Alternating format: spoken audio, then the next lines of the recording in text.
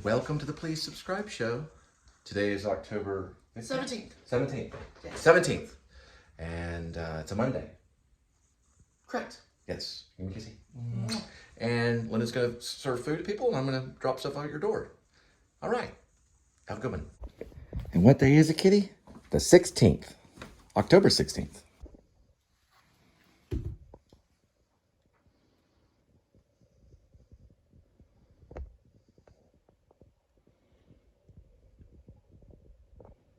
Okay, kitty, this October 16th, enjoy your cat condo. You're on the bottom floor. Remember, you got your scratching post, and of course, the whale shark tunnel.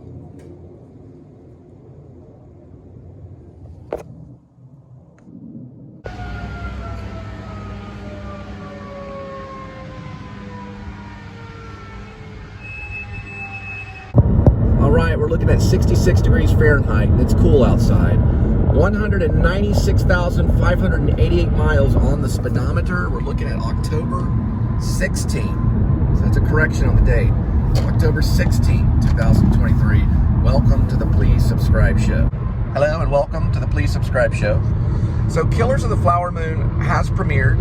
It is something I've talked about for quite a bit of time, wanting to go see it. Not going to be able to go see it right now, but Linda may get us in the theater this week sometime. We don't know for sure.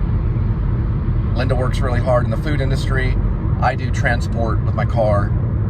But I'd like to talk about Martin Scorsese because he's been one of the biggest influences on me as an artist. I started off as an actor. I ended up going into vlogging. I've always dreamed of being a filmmaker, and I've always attempted to lift off feature films. I still write scripts today. I'm writing a werewolf script. I'm combining two stories, a fighting story that I wrote and a werewolf story over a period of about 10 years is how long the script takes place. And it's called Grace, aka Werevlog. It's kind of a horror comedy.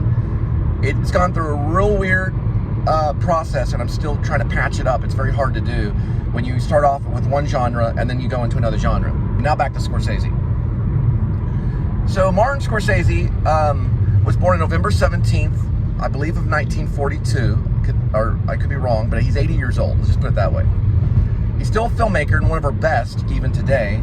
And I kind of compare him a little bit, and I hate to say this, but Marcel Marceau, I saw him in his 70s at Hunter College.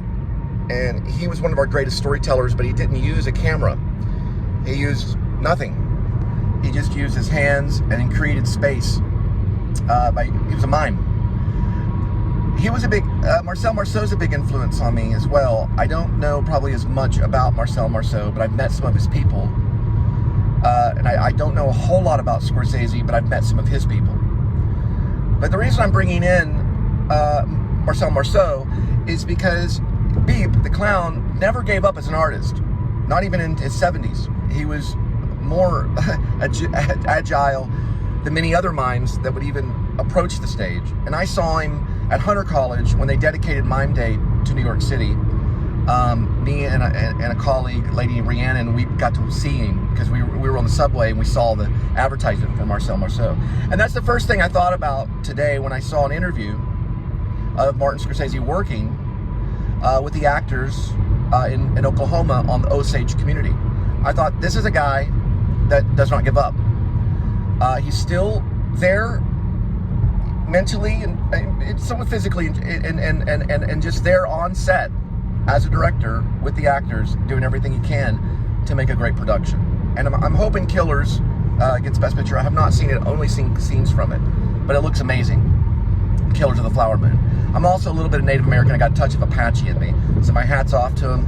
In the interview, they talked about how the actors came in to earn the respect of the Osage community and to work really hard so that respect was earned on both ways.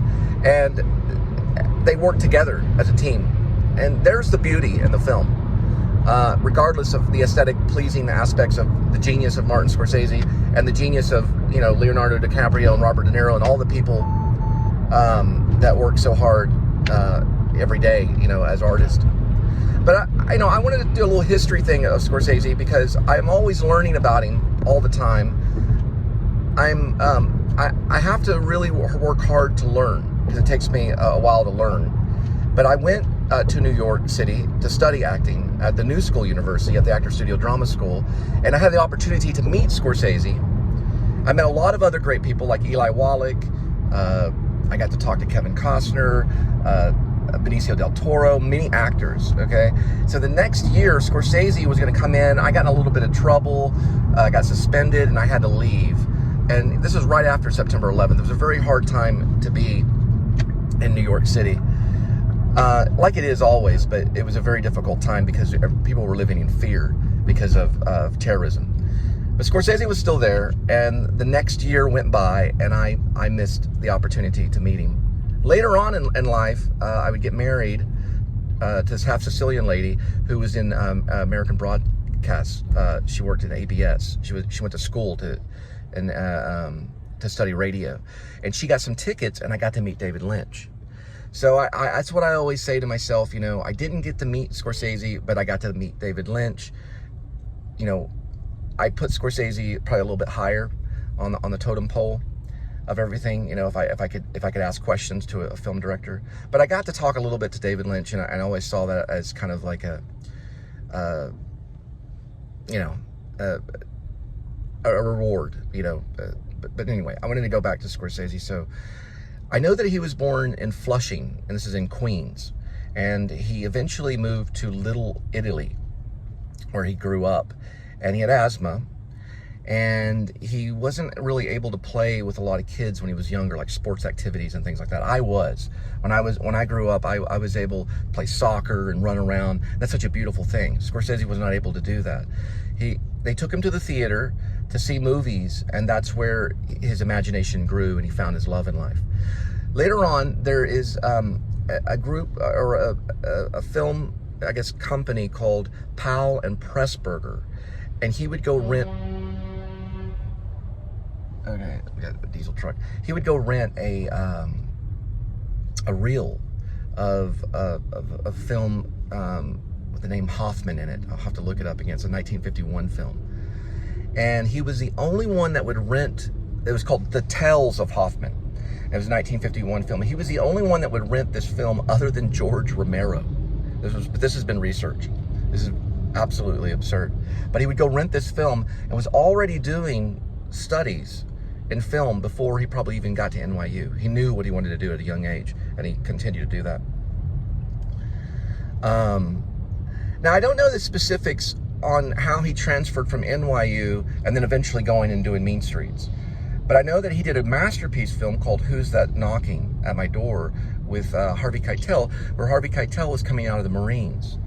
And there was this funny thing that happened in an audition where Keitel got involved. So this guy, a fight broke out. Scorsese jumped up and said, "Wait, hang on, calm down. This is only an audition."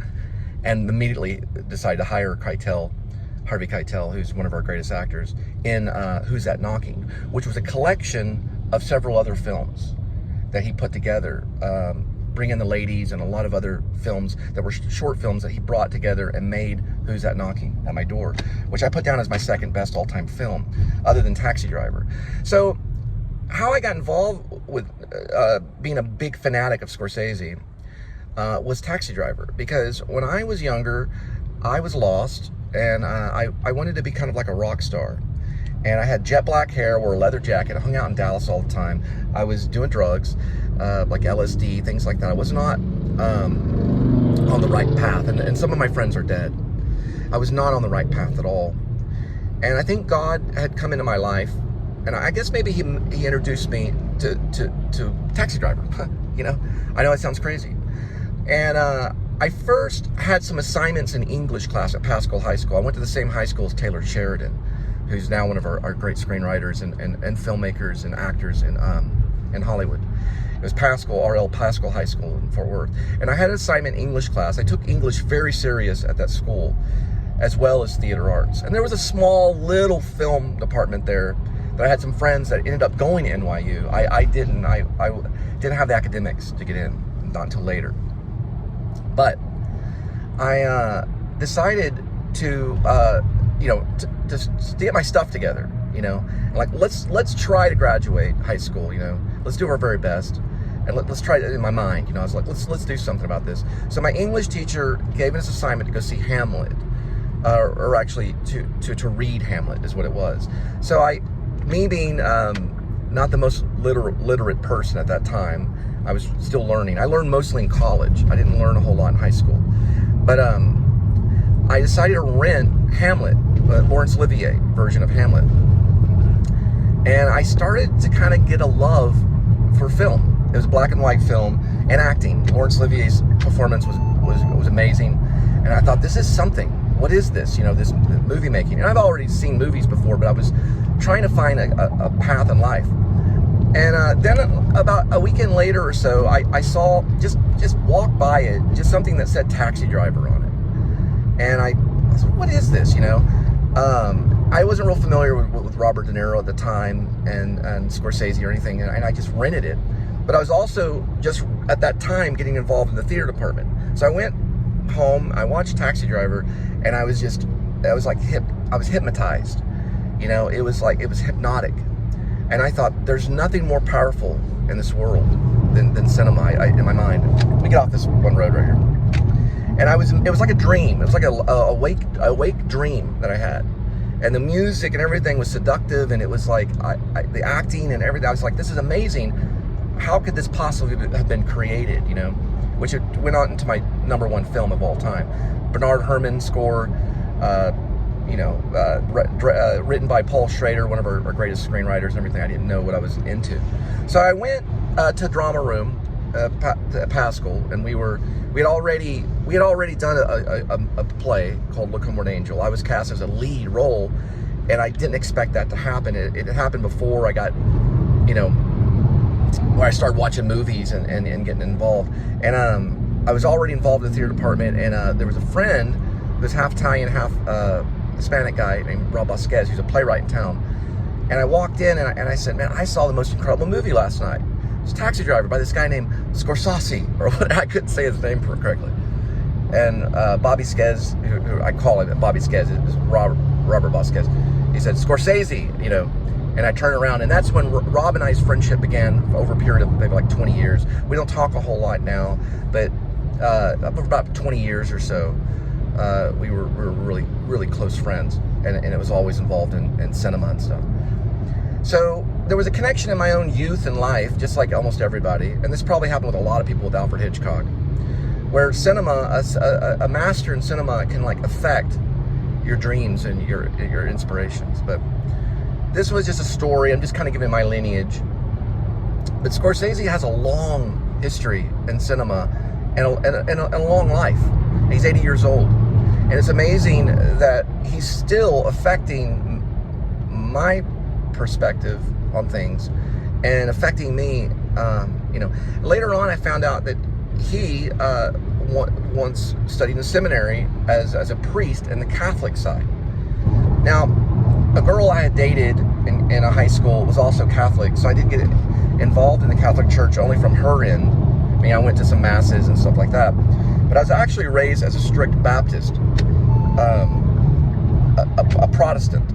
And what I realized over time, because when I got baptized, I tossed out a lot of Scorsese stuff, like Last Temptation of Christ book and a few of his screenplays and stuff, because my grandma was very against Last Temptation of Christ. You know, she was one of the Protestants that were against it, you know. But I went back and I bought some of, after I got baptized, I backslid, and I went and I bought some more stuff, because you have a love for something, you don't give up on that love. And I think God's okay with that, even though Scorsese is very violent, he's very real, and he does have a Catholic upbringing. But what's weird about the Protestants is they don't always think exactly like the Catholic. You know, we're not always on the same page. And it goes all the way back to Martin Luther. So now that I'm older, and I'm almost 50, it all starts to kind of make sense to me. You know, it's all connected. All of this is connected to God. You know, God was behind all of this. Me going to New York City, you know, me getting on, you know, trying to become a Broadway actor and then failing and coming back. He wanted to say something about his existence and about people. I'm not saying anything bad about the Catholic, and I'm not saying anything bad about the Protestants. And I'm not saying really anything other than that's just the way things went down, you know. But what it is it's a love for something where someone's very different than you and has a different way of thinking, but yet you still have a love for them because of their passion. So ultimately, I think it was a passion that was floating around in that drama room and in the movie, and in what he's doing now in Killers of the Flower Moon, and what he does continuously. And that passion is universal, regardless of your denomination, regardless of if you're Catholic or if you're Protestant or if you're Native American or if you're Hindi or if you're Islam or if you're Jewish or if you're Buddhist or if you're a non-believer or you're a non-denominational believer or whatever. I personally believe in Jesus Christ, but regardless of your belief system, you're still going to have what's known as passion, and that can be universal. And that lives on the theater stage, it lives in the cinema, and it lives among us as friends. And that's what when you walk up to someone and you're talking about theater, or you're talking about film or vlogging, you're sharing that passion with them first. So there's a common ground. And, you know, I'm sorry to bring in religion, but I'm trying to bring in a historical thing, because I want to do a thing about Scorsese, you know, about a historical piece on him. But Killers, I can't wait to see it. Still a fan. Sorry, I just have to be. I don't like, I don't want to have, like, any kind of enemies and stuff. I'd rather be friends with everything, you know, find a way. And over time, since I was part of a Christian drama group and I was asked to play Martin Luther, and I ended up not taking the role, but over time, I learned to appreciate the Catholic and appreciate that denomination, even though the Protestants and everything, they're still a separate entity kind of thing. But we can still get along. We can learn to sharpen our swords together and love the Lord on one another. Okay, so that's another thing I wanted to say.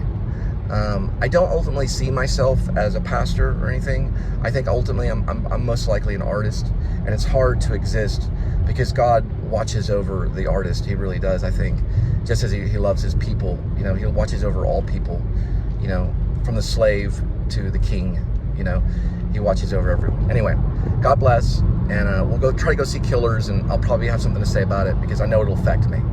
All right. And thank you, Scorsese, for still having the passion and not letting, you know, time and the existence of fighting against gravity and fighting against old age and everything come in your way. And you're probably one of the strongest artists that are out there. And I really put you up on the top of the totem pole when it comes to being an artist and a filmmaker. All right.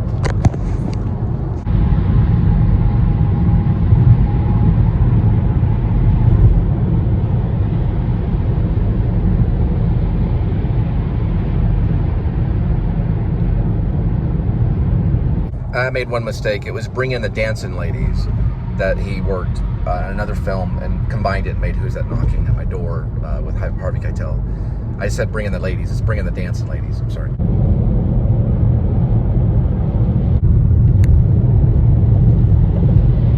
And one more thing about Scorsese is he did a great student film known as The Big Shave, and that did get a lot of attention on the experimental market.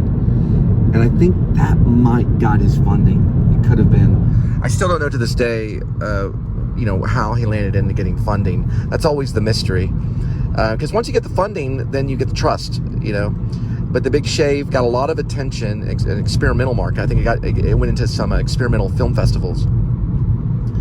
And then that led to him finally working on Mean Streets. So eventually, after Bringing the Dancing Girls, and of course making Who's That Knocking. Boxcar Bertha fits in there eventually, but he was already working with Corman, which is one of the great producers at that time. So after that, it was, you know, it was almost, you know, he was right there where he needed to be. Good thing, you know, good thing. Because he would never want to end up a vlogger. No. The video logger.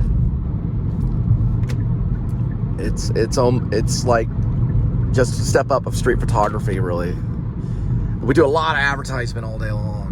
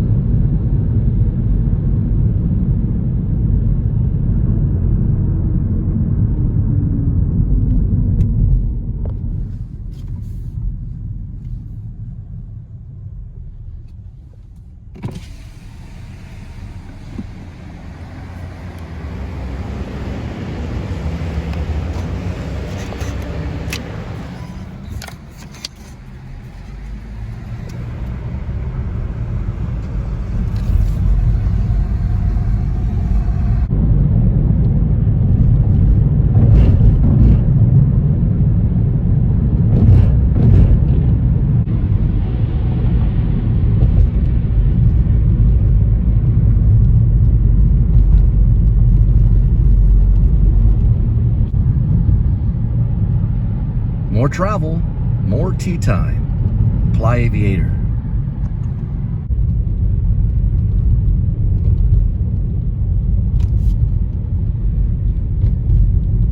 It's Alaskan over that way.